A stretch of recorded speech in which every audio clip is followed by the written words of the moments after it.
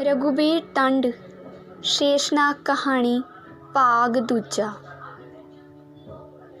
मैं करामत वाल तकिया। ਉਹਦੇ ਸੁੱਕੇ ਬੁੱਲ੍ਹਾਂ 'ਤੇ ਇੱਕ ਪਤਲੀ ਜਿਹੀ ਮੁਸਕਾਨ ਤੜਫੀ, ਉਖੜੀ ਤੇ ਅਲੋਪ ਹੋ ਗਈ। ਉਹ ਬਾਰੀ ਵਿੱਚੋਂ ਬਾਹਰ ਵੇਖਣ ਲੱਗ ਪਿਆ, ਉਹਦੇ ਨਾਲ ਮੈਂ ਵੀ। ਬਾਹਰ ਹਵਾ ਉਸੇ ਤਰ੍ਹਾਂ ਸ਼ੂਕ ਰਹੀ ਸੀ। ਹਵਾ ਦੇ ਕਹਿਰ ਵਿੱਚ ਭੋਰਾ ਫਰਕ ਨਹੀਂ ਸੀ ਪੈ ਰਿਹਾ, ਜਿਵੇਂ ਸਭ ਕੁਝ ਊੜਾ ਖੜਨ 'ਤੇ ਤੁਲੀ ਪਈ ਹੋਵੇ।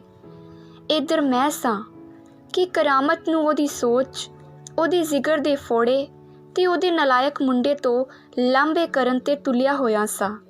ਇੰਨੀ ਤੇਜ਼ ਹਵਾ ਸਾਲੀ ਨੇ ਕੰਨ ਬੋਲੇ ਕਰ ਛੱਡੇ ਨੇ। ਪਰ ਕਰਾਮਤ ਸੀ ਜਿਹਨੂੰ ਨਾ ਤਾਂ ਚੁੱਕ ਮਾਰ ਰਹੀ ਹਨੇਰੀ ਪੋ ਰਹੀ ਸੀ ਤੇ ਨਾ ਹੀ ਮੇਰੀਆਂ ਫਜ਼ੂਲ ਗੱਲਾਂ। ਭਾਵੇਂ ਉਹਨੇ ਆਪਣੇ ਮੁੰਡੇ ਨੂੰ ਅਣਗੌਲਿਆ ਹੀ ਸਮਝਿਆ ਹੋਇਆ ਸੀ, ਪਰ ਜ਼ਿੰਦਗੀ ਦਾ ਇਹ ਕਿਹਾ ਕੋੜਾ ਸੱਚ ਹੈ ਕਿ ਇਸ ਵਿੱਚ ਹੋਏ ਅਣਹੋਏ ਨਹੀਂ ਬਣ ਸਕਦੇ। ਸੋਚਾਂ ਤਲਵਾਰਾਂ ਨਾਲ ਨਹੀਂ ਕੱਟੀਆਂ ਜਾ ਸਕਦੀਆਂ। ਜਿਸ ਦਿਨ ਤੋਂ ਕਰਾਮਤ ਨੇ ਮੇਰਾ ਮੁੰਡਾ ਵੇਖਿਆ ਸੀ, ਉਹਨੂੰ ਉਹਦਾ ਮੁੰਡਾ ਸੌਣ ਨਹੀਂ ਸੀ ਦੇ ਰਿਹਾ। ਇਸ ਤੇਜ਼ ਝੱਖੜ ਸੀ, ਓਨੀ ਹੀ ਤੇਜ਼ੀ ਨਾਲ ਉਹਦਾ ਮੁੰਡਾ ਉਹਦੇ ਅੰਦਰ ਇੱਕ ਭੁਚਾਲ ਪੈਦਾ ਕਰ ਰਿਹਾ ਸੀ। ਨਹੀਂ ਤਾਂ ਕੋਈ ਕਾਰਨ ਨਹੀਂ ਸੀ ਕਿ ਉਹ ਬਾਰੀ 'ਚੋਂ ਬਾਹਰ ਵੇਖਦਾ ਤੇ ਹਵਾ ਦੀਆਂ ਗੂੰਜਾਂ ਸੁਣਦਾ ਮੈਨੂੰ ਪੁੱਛਦਾ, ਤੇਰਾ ਮੁੰਡਾ ਇੰਨਾ ਚੰਗਾ ਕਿਵੇਂ ਬਣ ਗਿਆ? ਮੈਂ ਇਸ ਸਵਾਲ ਦੇ ਜਵਾਬ ਲਈ ਤਿਆਰ ਨਹੀਂ ਸਾਂ। ਨਾ ਹੀ ਮੈਨੂੰ ਕਿਸੇ ਨੇ ਕਦੀ ਅਜਿਹਾ ਸਵਾਲ ਕੀਤਾ ਸੀ। ਨਾ ਹੀ ਕਦੀ ਮੈਂ ਸੋਚਿਆ ਸੀ ਕਿ ਮੇਰਾ ਮੁੰਡਾ ਠੀਕ ਹੀ ਏਡਾ ਚੰਗਾ ਹੈ ਜਿੱਡਾ ਕਰਾਮਤ ਨੂੰ ਲੱਗਿਆ ਹੈ। ਰੋਜ਼ ਕੋਲ ਰਹਿਣ ਵਾਲੀਆਂ ਚੀਜ਼ਾਂ ਬਸ ਸਵੀਕਾਰ ਹੋ ਜਾਂਦੀਆਂ ਹਨ। ਸਵੀਕਾਰ ਚੀਜ਼ਾਂ ਬਾਰੇ ਕੌਣ ਮਗਜ਼ ਖਪਾਈ ਕਰਦਾ ਹੈ? ਪਰ ਕਰਾਮਤ ਦੀ ਸੰਤੁਸ਼ਟੀ ਲਈ ਮੈਂ ਆਖਿਆ, ਕਰਾਮਤ, ਜੇ ਤੂੰ ਸਮਝਦਾ ਹੋਵੇ ਕਿ ਮੇਰਾ ਮੁੰਡਾ 100% ਉਹੀ ਕੁਝ ਕਰਦਾ ਹੈ ਜੋ ਮੈਂ ਚਾਹੁੰਦਾ ਹਾਂ, ਤਾਂ ਤੂੰ ਭੁਲੇਖੇ 'ਚ। ਉਹ ਮੇਰੇ ਨਾਲ ਮਤਭੇਦ ਵੀ ਰੱਖਦਾ ਤੇ ਮੈਥੋਂ ਵਿਹਰ ਕੇ ਆਪਣੀ ਮਰਜ਼ੀ ਵੀ ਕਰ ਲੈਂਦਾ। ਕਰਾਮਤ ਨੇ ਮੇਰੇ ਜਵਾਬ ਵੱਲ ਕੋਈ ਖਾਸ ਧਿਆਨ ਨਾ ਦਿੱਤਾ। ਉਹਦੀ ਰਾਏ ਮੇਰੇ ਮੁੰਡੇ ਬਾਰੇ ਜ਼ਰੂਰਤ ਤੋਂ ਜ਼ਿਆਦਾ ਚੰਗੀ ਸੀ। ਸ਼ਾਇਦ ਉਹਦੇ ਨੁਕਤੇ ਤੋਂ ਇਹ ਠੀਕ ਹੀ ਹੋਵੇ। ਉਹਦਾ ਆਪਣਾ ਮੁੰਡਾ ਜਿਉਂ ਮਹਾਂ ਨਲਾਇਕ ਸੀ। ਦੂਜੀ ਗੱਲ ਇਹ ਵੀ ਸੀ ਕਿ ਮੇਰਾ ਮੁੰਡਾ ਰੋਜ਼ ਉਸ ਦੇ ਬੈੱਡ ਕੋਲ ਜਾ ਸਲਾਮ ਅਲੈਕਮ ਅੰਕਲ ਆਖ ਉਹਦਾ ਹਾਲ ਚਾਲ ਪੁੱਛ ਲੈਂਦਾ ਸੀ। ਸਿੱਧੇ ਸਾਦੇ ਲੋਕ ਇੰਨੇ ਕੁ ਮਾਣ ਨਾਲ ਹੀ ਮਨੁੱਖ ਦਾ ਫਰਿਸ਼ਤਾ ਬਣਾ ਦਿੰਦੇ ਹਨ। ਉਹ ਫਿਰ ਬੋਲਿਆ, ਤੇਰਾ ਮੁੰਡਾ ਇੰਨਾ ਚੰਗਾ ਕਿਵੇਂ ਬਣ ਗਿਆ? ਇੱਥੇ ਤਾਂ ਪੈਰ 'ਤੇ ਗੰਦ ਖਿਲਰਿਆ ਪਿਆ ਏ। ਮੇਰੇ ਕੋਲ ਇਸ ਦਾ ਕੋਈ ਘੜਿਆ ਘੜਾਇਆ ਜਵਾਬ ਨਹੀਂ ਸੀ। ਇਹ ਸਵਾਲ ਜ਼ਿੰਦਗੀ ਅਤੇ ਜ਼ਿੰਦਗੀ ਦੇ ਤੱਤ ਬਾਰੇ ਸੀ। ਜ਼ਿੰਦਗੀ ਕੋਈ ਦੁਨੀ ਦਾ ਪਹਾੜਾ ਨਹੀਂ ਹੁੰਦੀ ਤੇ ਨਾਲ ਹੀ ਇਹ ਬੱਚਿਆਂ ਵਿੱਚ ਟੋਫੀਆਂ ਵਾਂਗ ਵੰਡੀ ਜਾ ਸਕਦੀ ਹੈ, ਜਿਸ ਦੀ ਹਰ ਇਕਾਈ ਦੇ ਪਿੱਛੇ ਸੱਜੇ ਖੱਬੇ ਅਤੇ ਮੋਢਿਆਂ 'ਤੇ ਪਹਾੜਾਂ ਦੀਆਂ ਵਾਦੀਆਂ ਵਰਗਾ ਫੈਲਾਅ ਹੁੰਦਾ ਹੈ। ਖੈਰ, ਜਿਹੋ ਜਿਹਾ ਜਵਾਬ ਮੈਥੋਂ ਸਰਦਾ ਸੀ ਮੈਂ ਦਿੱਤਾ। ਮੈਂ ਆਪਣੇ ਮੁੰਡੇ ਨਾਲ ਲਗਾਤਾਰ ਮੇਲ ਜੋਲ ਕਾਇਮ ਰੱਖਦਾ ਹਾਂ। ਇਹੀ ਤਾਂ ਸਾਲਾ ਦੁੱਖ ਏ, ਆਖ ਕਰਾਮਤ ਨੇ ਹੋਕਾ ਲਿਆ। ਮੈਂ ਉਡੀਕਦਾ ਰਿਹਾ, ਪਰ ਉਹਦੇ ਬੁੱਲ੍ਹਾਂ 'ਤੇ ਚੁੱਪ ਦੀ ਮੋਹਰ ਲੱਗੀ ਰਹੀ। ਉਹਦੀਆਂ ਮੋਟੀਆਂ ਉਦਾਸ ਅੱਖਾਂ ਬਾਰੀ ਵਿੱਚੋਂ ਦੀ ਦੂਰ ਪਲੀ ਹੋਈ ਚਿਮਣੀ ਵੱਲ ਤੱਕਦੀਆਂ ਰਹੀਆਂ, ਜਿਸ ਵਿੱਚੋਂ ਨਿਕਲ ਰਿਹਾ ਗਾੜਾ ਗੂੜਾ ਧੂੰਆਂ ਸੂਕ ਰਹੀ ਹਵਾ ਨੂੰ ਵੀ ਕੰਬਣੀ ਛੇੜ ਰਿਹਾ ਸੀ। ਫਿਰ ਉਹਨੇ ਮੇਰੀਆਂ ਅੱਖਾਂ 'ਚ ਆਪਣੀਆਂ ਅੱਖਾਂ ਪਾਈਆਂ ਤੇ ਆਪਣੀ ਉਂਗਲ ਅਰਜਨ ਦੇ ਤੀਰ ਵਾਂਗ ਚਿਮਣੀ ਵੱਲ ਮਿਣਦਿਆਂ ਬੋਲਿਆ, ਮੈਂ ਇਸ ਫੈਕਟਰੀ 'ਚ ਪਿਛਲੇ 17 ਸਾਲਾਂ ਤੋਂ ਪੱਕੀਆਂ ਰਾਤਾਂ 'ਤੇ ਕੰਮ ਕਰ ਰਿਹਾ ਹਾਂ। ਮੇਰੀ ਸਾਰੀ ਜਵਾਨੀ ਇਸ ਧੂਏ 'ਚ ਘੁੱਟ ਮਰ ਗਈ। ਤੂੰ ਮੇਲ ਜੋਲ ਦੀ ਗੱਲ ਕਰਦਾ? ਮੈਂ ਤਾਂ ਆਪਣੇ ਨਿਆਣਿਆਂ ਦੀਆਂ ਸ਼ਕਲਾਂ ਵੀ ਨਹੀਂ ਚੱਜ ਨਾਲ ਵੇਖੀਆਂ। ਮੈਂ 7 ਰਾਤਾਂ ਵੀ ਕੰਮ ਕੀਤਾ। ਫੇਰ ਤਾਂ ਤੂੰ ਬਹੁਤ ਅਮੀਰ ਹੋਵੇਂਗਾ, ਮੈਂ ਉਹਨੂੰ ਖੁਸ਼ ਕਰਨ ਲਈ ਆਖਿਆ। ਪਰ ਉਹਨੇ ਮੇਰੇ ਵੱਲ ਇੰਜ ਤੱਕਿਆ ਜਿਵੇਂ ਮੈਂ ਉਹਦੇ 'ਤੇ ਕਿਸੇ ਸ਼ਰੀਕ ਵਾਂਗ ਵਿਅੰਗ ਕੀਤਾ ਹੋਵੇ।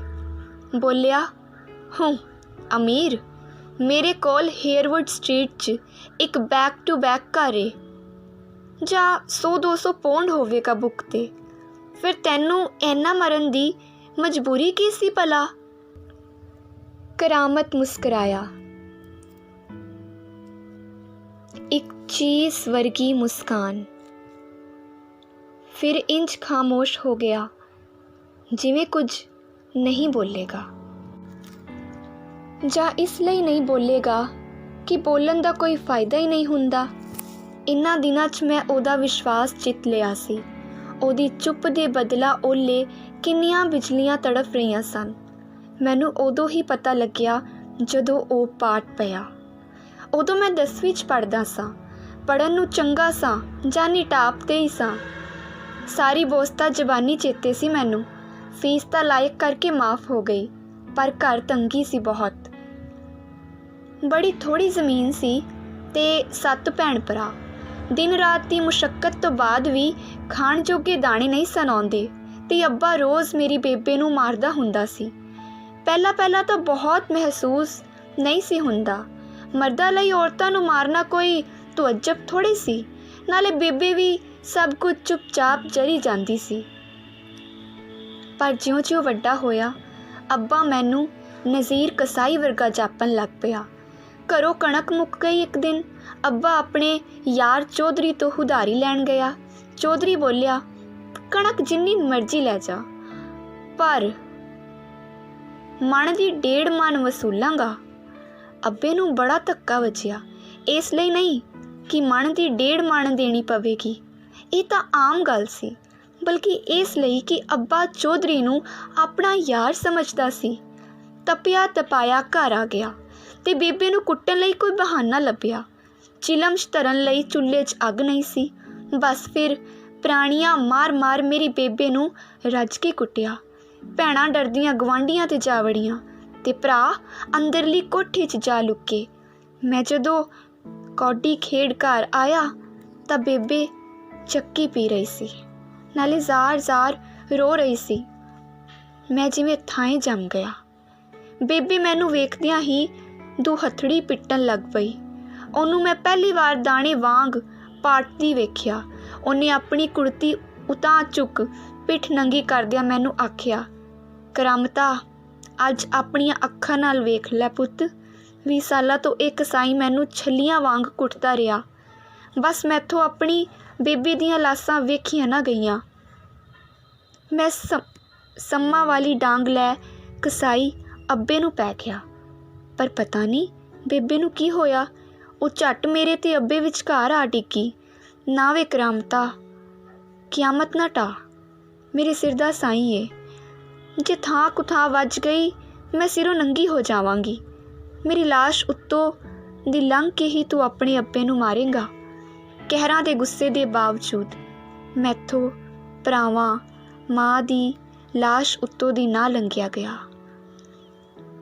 ਮੈਂ ਨਹਿਰ 'ਚ ਡੁੱਬ ਮਰਨ ਲਈ ਨੱਸ ਉੱਠਿਆ। ਉੱਥੇ ਵੀ ਮੇਰੀ ਬੇਬੇ ਤੇ ਨਿੱਕੇ ਭੈਣ ਭਰਾ ਮੇਰਾ ਰਾਹ ਮੱਲ ਖਲੋਤੇ ਤੇ ਮੈਂ ਮਾਮਿਆਂ ਤੋਂ ਪੈਸੇ ਲੈ ਕੇ ਇੰਗਲੈਂਡ ਨੱਸ ਆਇਆ। ਬੋਲਦਾ ਕਰਾਮਤ ਰੁਕ ਗਿਆ। ਉਹਨੇ ਦੂਰ ਧੂੰਆਂ ਉਗਲਦੀ ਚਿਮਨੀ ਵੱਲ ਤੱਕਿਆ। ਹਵਾ ਧੂਏ ਨੂੰ ਲੀਰੋ ਲੀਰ ਕਰਦੀ ਸਾਰੇ ਵਾਤਾਵਰਨ ਵਿੱਚ ਖਿੰਡਾ ਰਹੀ ਸੀ। ਕਰਾਮਤ ਨੇ ਜਿਵੇਂ ਲੜੀ ਜੋੜੀ। 17 ਸਾਲ ਮੈਂ ਟੇਪਾ ਲਹੂ ਉਸ ਚਿਮਨੀ ਵਿੱਚੋਂ ਦੀ ਖਿਲਾਰ ਦਿੱਤਾ। ਰਾਤ ਨੂੰ ਮਸ਼ੀਨਾਂ ਧੱਕਦਾ ਰਿਹਾ ਤੇ ਦਿਨੇ ਪਰਦੇ ਤਾਣ ਉੱਲੂਆਂ ਵਾਂਗ ਕਮਰੇ 'ਚ ਸੁੱਤਾ ਪਿਆ ਰਿਹਾ। ਜੇ ਸੱਚ ਪੁੱਛੇ ਤਾਂ ਮੈਂ ਕਦੀ ਸੂਰਜ ਚੜ੍ਹਦਿਆਂ ਵੀ ਨਹੀਂ ਵੇਖਿਆ। ਪੈਨੀ ਅੱਬੇ ਨੂੰ ਘਲਾਉਂਦਾ ਰਿਹਾ। 4 ਭੈਣਾਂ ਦੇ ਹੱਥ ਪੀਲੇ ਕੀਤੇ। ਭਰਾ ਇੰਗਲੈਂਡ ਸੱਦ ਵਿਆਹੇ। ਮੁਲਕ 'ਚ ਮਕਾਨ ਪਾਇਆ ਤੇ ਜ਼ਮੀਨ ਲੈ ਕੇ ਦਿੱਤੀ। ਅੱਬਾ ਹਾਲੀ ਵੀ ਖੁਸ਼ ਨਹੀਂ। ਬੇਬੇ ਨੂੰ 5 ਪੌਂਡ ਮਹੀਨੇ ਦੇ ਭੇਜਦਾ। ਅੱਬਾ ਉਹ ਤੋਂ ਵੀ ਲੈ ਜਾਂਦਾ ਏ ਤੇ ਆਪ ਸਾਰਾ ਦਿਨ ਚੌਪਾਲ 'ਤੇ ਬੈਠਾ ਕੌਡੀਆਂ ਖੇਡਦਾ ਰਹਿੰਦਾ ਹੈ। ਬੇਬੇ ਨੂੰ ਗਠੀਆ ਹੋ ਗਿਆ ਏ। ਉਹ ਮੈਨੂੰ ਮਿਲਣ ਲਈ ਤਰਸੀ ਪਈ ਏ। ਜਿਗਰ ਕਿੱਥੇ ਕੁ ਹੁੰਦਾ ਹੈ। ਇਹਦੇ ਫੋੜੇ ਦਾ ਆਪਰੇਸ਼ਨ ਖਤਰਨਾਕ ਤਾਂ ਨਹੀਂ ਹੁੰਦਾ? ਨਾ, ਤੂੰ ਵੱਡੇ ਡਾਕਟਰ ਦੇ ਮੂੰਹ ਤੋਂ ਕੁਝ ਤਾਂ ਅੰਦਾਜ਼ਾ ਲਾਇਆ ਹੋਵੇਗਾ। ਅੱਜ ਸਵੇਰੇ ਜਦੋਂ ਐਂਜਲਾ ਨਰਸ ਕਰਾਮਤ ਨੂੰ ਲੈਣ ਆਈ ਤਾਂ ਜਾਣ ਤੋਂ ਪਹਿਲਾਂ ਉਹਨੇ ਸਾਰੇ ਜ਼ੋਰ ਨਾਲ ਕੁੱਟਗਲ ਵਕੜੀ ਮੈਨੂੰ ਪਾਈ ਤੇ ਉਹੀ ਉਦਾਸ ਮੋਟੀਆਂ ਅੱਖਾਂ ਮੇਰੀਆਂ ਅੱਖਾਂ 'ਚ ਪਾ ਬੋਲਿਆ, ਭਰਾ ਜੇ ਖੈਰੀ ਮੇਰੀ ਮੁੜ ਆਏ ਤਾਂ ਇਨਸ਼ਾਅੱਲਾ ਮਿਲਾਂਗੇ। ਤੇ ਮੈਂ ਉਹਨੂੰ ਖੁਦਾ ਆਫਿਸ ਆਖ ਅਲਵਿਦਾ ਕਹੀ। ਫਿਰ ਉਹ ਤੁਰ ਪਿਆ। ਬਾਹਰ ਹਵਾ ਸ਼ੇਸ਼ਨਾਗ ਵਾਂਗ ਸ਼ੂਕ ਰਹੀ ਸੀ ਤੇ ਕਰਾਮਤ ਇੰਜ ਤੁਰ ਰਿਹਾ ਸੀ ਜਿਵੇਂ ਉਹਨੂੰ ਤੁਰਨਾ ਭੁੱਲ ਗਿਆ ਹੋਵੇ। ਐਂਜਲਾ ਨਰਸ ਨੇ ਉਹਦੀ ਬਾਂਹ ਫੜੀ ਹੋਈ ਸੀ। ਮੈਂ ਇੱਕ ਟੱਕ ਉਹਦੀ ਪਿੱਠ ਵੱਲ ਤੱਕਦਾ ਰਿਹਾ, ਉਹਦੀਆਂ ਰੇਂਗ ਰਹੀਆਂ ਲੱਤਾਂ ਵੱਲ। ਘੜੀ ਦੀ ਘੜੀ ਜਾਪਿਆ ਕਰਾਮਤ ਡਿੱਗ ਪਵੇਗਾ ਤੇ ਜੇ ਉਹ ਡਿੱਗ ਪਿਆ ਤਾਂ ਫਰਸ਼ 'ਤੇ ਕੋਈ ਖੜਾਕ ਨਹੀਂ ਹੋਵੇਗਾ ਜਾਂ ਬਸ ਇੰਨਾ ਕੁ ਖੜਾਕ ਜਿਵੇਂ ਐਂਜਲਾ ਨਰਸ ਹੱਥੋਂ ਝਟਕਣ ਲੱਗਿਆ ਥਰਮਾਮੀਟਰ ਡਿੱਗ ਟੁੱਟ ਜਾਵੇ। ਨਾਲ ਦੇ ਕਮਰੇ ਦਾ ਬੂਹਾ ਖੁੱਲ੍ਹਿਆ ਹੈ। ਸਟਾਫ ਨਰਸ ਮਾਰਗਰੇਟ ਅੱਗ ਵਾਂਗ ਬਾਹਰ ਨਿਕਲੀ ਹੈ। ਮੈਂ ਉਹਦੇ ਵੱਲ ਵਧਿਆ ਹਾਂ ਪਰ ਉਹਨੇ ਮੈਨੂੰ ਪਰਾਂ ਰਹਿਣ ਲਈ ਹੱਥ ਮਾਰਿਆ ਹੈ।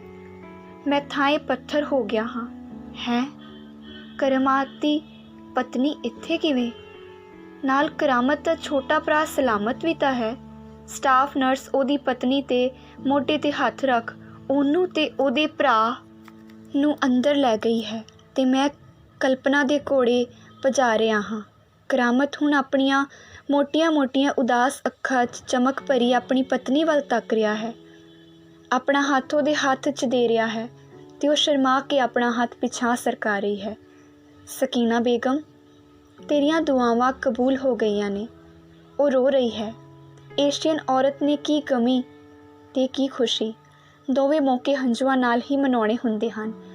ਹੁਣ ਉਹ ਆਪਣੇ ਭਰਾ ਨੂੰ ਬੜੇ ਦੁਲਾਰੇ ਨਾਲ ਕਹਿ ਰਿਹਾ ਹੈ, ਸਲਾਮਤਾ, ਟਿਕਟ ਦਾ ਪਤਾ ਕਰੀ ਖਾਂ। PIA ਦਫ਼ਤਰੋਂ ਬਸ ਹੁਣ ਮੁਲਕ ਜਾ ਬੇਬੇ ਨੂੰ ਮਿਲ ਕੇ ਆਉਣਾ ਏ। ਵੇਖੀ ਖੁਆ ਬੇਬੇ ਨੇ ਮੈਨੂੰ ਮੁੜ ਜਵਾਨ ਕਰ ਦੇਣਾ ਈ। ਪਰ ਕਰਾਮਤ ਦੀ ਪਤਨੀ ਤਾਂ ਵਾਲ ਖੂੰਹਦੀ ਪਿੱਟਦੀ ਆ ਰਹੀ ਹੈ। ਮਿਸਟਰ ਤੇ ਸਟਾਫ ਨਰਸ ਨੇ ਉਹਨੂੰ ਸਾਰੇ ਜ਼ੋਰ ਨਾਲ ਫੜਿਆ ਹੋਇਆ ਹੈ। ਉਹ ਉਹਨਾਂ ਦੇ ਹੱਥੋਂ ਨਿਕਲ ਜਾਂਦੀ ਹੈ। ਸਲਾਮਤ ਦੀਆਂ ਅੱਖਾਂ ਵਹਿ ਰਹੀਆਂ ਹਨ ਪਰ ਉਹ ਕਰਾਮਤ ਦੀ ਪਤਨੀ ਨੂੰ ਬਾਰ-ਬਾਰ ਕੁਝ ਕਹਿ ਰਿਹਾ ਹੈ। ਆਖਰ ਉਹ ਕਹਿ ਹੀ ਕੀ ਸਕਦਾ ਹੈ? ਬਸ ਇਹੀ ਨਾ, ਭਾਬੀ ਜਾਨ ਐਡੀ ਉੱਚੀ ਨਾ ਰੋ। ਇਸ ਮੁਲਕ 'ਚ ਉੱਚੀ ਰੋਣ ਨੂੰ ਮੈਡ ਕਰਦੇ ਨੇ। ਗੋਰੇ ਮਰੀਜ਼ਾਂ ਨੇ ਇੱਕ ਨਜ਼ਰ ਉੱਧਰ ਤੱਕਿਆ ਹੈ। ਉਹਨਾਂ ਦੇ ਚਿਹਰਿਆਂ 'ਤੇ ਕੁਝ ਵੀ ਨਵਾਂ ਨਹੀਂ ਆਇਆ। ਉਹ ਮੁੜ ਕ੍ਰੋਸਵਰਡਸ ਭਰਨ ਵਿੱਚ ਰੁੱਝ ਗਏ ਨੇ। ਇੰਡੀਅਨ ਤੇ ਪਾਕਿਸਤਾਨੀ ਮਰੀਜ਼ ਇੱਕ ਦੂਜੇ ਕੋਲ ਜਾਂ ਸਰਗੋਸ਼ੀਆਂ ਕਰਨ ਲੱਗ ਪਏ ਨੇ। ਮੈਡ ਮੁੱਲਾ ਨੇ ਪਰਦੇ ਤਾਣ ਲਏ ਨੇ। ਉਹਦੀ ਨਮਾਜ਼ ਦਾ ਵਕਤ ਹੋ ਗਿਆ ਹੈ। ਮੈਂ ਆਪਣੇ ਹੰਝੂ ਲੁਕਾਉਣ ਤੇ ਵਹਾਉਣ ਲਈ ਬਾਰੀ ਵਿੱਚੋਂ ਬਾਹਰ ਤੱਕਣ ਲੱਗ ਪਿਆ ਹਾਂ। ਹਵਾ ਸ਼ੇਸ਼ਨਾਗ ਵਾਂਗ ਸ਼ੂਕ ਰਹੀ ਹੈ। ਮੇਰੇ ਸਾਹਮਣੇ ਲੱਖਾਂ ਕਰਾਮਤ ਪਿਘਲਦੇ ਲੋਹੇ ਦੀਆਂ ਬਾਲਟੀਆਂ ਢੋ ਰਹੇ ਹਨ। ਹਜ਼ਾਰਾਂ ਚਿਮਨੀਆਂ ਉਹਨਾਂ ਦੇ ਲਹੂ ਤੇ ਚਰਬੀ ਨੂੰ ਗਾੜੇ ਧੂਏ 'ਚ ਲਪੇਟ ਵਾਯੂਮੰਡਲ ਵਿੱਚ ਖਿਲਾਰ ਰਹੀਆਂ ਹਨ। ਜਵਾਨ ਮੁੰਡੇ ਹੱਥਾਂ ਵਿੱਚ ਪੋਕਰ ਫੜੀ ਆਪਣੇ ਬਾਪਾਂ ਦੇ ਸਿਰ ਪਾੜ ਰਹੇ ਹਨ। ਉਸਰੀਆਂ ਹਵੇਲੀਆਂ ਅਤੇ ਖਰੀਦੀਆਂ ਜ਼ਮੀਨਾਂ ਦੀਆਂ ਰਜਿਸਟਰੀਆਂ ਚੌਪਾਲ ਤੇ ਕੌਡੀਆਂ ਖੇਡ ਰਹੀਆਂ ਨੇ। ਅਲਾਣੀਆਂ ਮੰਜੀਆਂ ਉੱਤੇ ਗਠੀਏ ਮਾਰੀਆਂ ਮਾਵਾਂ ਪਰਦੇਸੀ ਪੁੱਤਰਾਂ ਦੇ ਆਖਰੀ ਦਰਸ਼ਨ ਨੂੰ ਤਰਸ ਰਹੀਆਂ ਨੇ। ਇਹ ਮੈਂ ਕੀ ਦੇਖ ਰਿਹਾ ਹਾਂ? ਸਾਰੇ ਕਰਾਮਤਾਂ ਦੇ ਜਿਗਰ ਵਿੱਚ ਫੋੜੇ ਹੋ ਗਏ ਹਨ ਤੇ ਪਤਨੀਆਂ ਵਾਲ ਖੋਂਦੀਆਂ ਪਿੱਟਦੀਆਂ ਆ ਰਹੀਆਂ ਹਨ। ਹਵਾ ਹੈ ਕਿ ਸ਼ੇਸ਼ਨਾਗਾ ਵਾਂਗ ਸ਼ੂਕ ਰਹੀ ਹੈ ਲਗਾਤਾਰ ਤੇ ਬਾਕੀ ਸਭ ਕੁਝ ਇੱਕ ਦੀ ਸ਼ੂਕ ਵਿੱਚ ਭਸਮ ਹੁੰਦਾ ਜਾ ਰਿਹਾ ਹੈ। ਧੰਨਵਾਦ।